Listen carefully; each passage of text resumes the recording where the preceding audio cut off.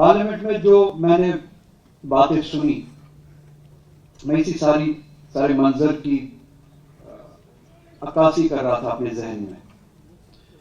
اور جب حضرت عبد المطلب اپنی پراپرٹی لے کے اٹھے تو اللہ تعالیٰ نے اپنے وقف یا اپنے خانہ خدا کے کعبے کی حفاظت کا انتظام خود کیا. ابرہہ مغرور ہاتھی لے کے آیا تھا، خداوند تعالیٰ نے ایک چھوٹی سی ذات، ابابیل، چڑیا جیسی ذات، چھوٹی سی ابابیل بیچ کے اس چھوٹی سے وجود سے ان مغرور ہاتھیوں میں اور اس ابرہہ کے غرور میں جو چھید کیا ہے وہ تاریخ ہے. اللہ تعالیٰ اور وقف کا معاملہ ہمارے لیے ایسا ہی ہے. یہ مسلمانوں کی اپنی نہ جائیداد ہے، نہ جاگیر ہے، نہ اپنا مال ہے. یہ وقف خدا ہے.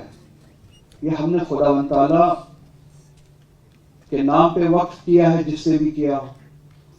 یہ پراپرٹی ہے اللہ تعالیٰ کی، مال ہے اللہ تعالیٰ کا. اس کی حفاظت کرنا اللہ تعالیٰ کا کام ہے، اور مجھے اس پہ پورا یقین ہے، قرآن شاہد ہے کہ اس کی حفاظت ہو جائے گی.